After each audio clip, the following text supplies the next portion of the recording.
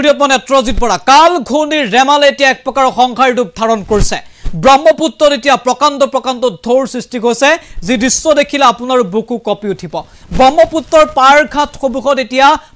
প্ৰকাণ্ড ঢৌ দেখিবলৈ পোৱা গৈছে আৰু এই ঢৌ ইমান প্ৰবল যে নদীত জাহাজ বা নাও ৰখাটো এই মুহূৰ্তত এক প্ৰকাৰ কঠিন হৈ পৰিছে পাৰত জাহাজ বা নাও বান্ধি ৰখাটো এক প্ৰকাৰ অসম্ভৱ হৈ পৰিছে ধুবুৰীৰ কেইবাটাও প্ৰান্তত দেখিবলৈ পোৱা গৈছে ভয়ংকৰ দৃশ্য প্ৰকাণ্ড ঢৌ সৃষ্টি হৈছে ব্ৰহ্মপুত্ৰত যাৰ বাবে এতিয়া ফেৰী আৰু নাওৰ চলাচল সম্পূৰ্ণৰূপে বন্ধ কৰি দিয়া হৈছে সবিশেষ এনিটক্সৰ দৰ্শকৰ বাবে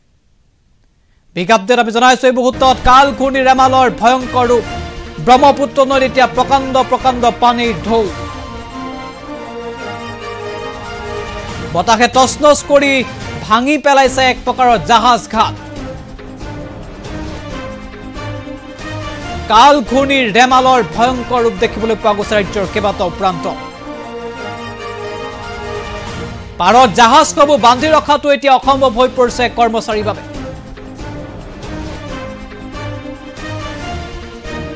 আমি দৃশ্যাংশ দেখুৱাই চাওক কিদৰে প্ৰকাণ্ড ঢৌৰ সৃষ্টি হৈছে নদীত নৈৰ বুকুৰ দৃশ্যাংশ ভালদৰে আপুনি চাওক এই বুকু কপি যোৱা দৃশ্য এয়া ব্ৰহ্মপুত্ৰৰ দৃশ্যাংশ আমি দেখুৱাইছো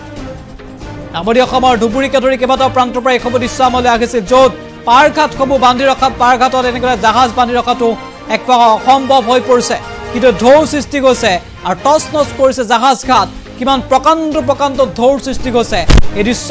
দেখিলে বুকু আপোনাৰ কঁপিব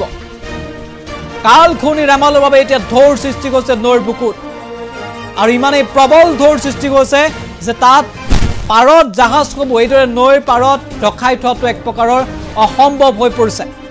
চলাচল কৰাটো বাদেই দিয়ক ৰখাই থোৱাটো অসম্ভৱ হৈ পৰিছে ইতিমধ্যে জাহাজ ফেৰী চলাচল বন্ধ কৰি দিয়া হৈছে তাৰ পাছতো এইসমূহ ঢৌৰ সৃষ্টি হৈছে তাত নৈৰ বুকুত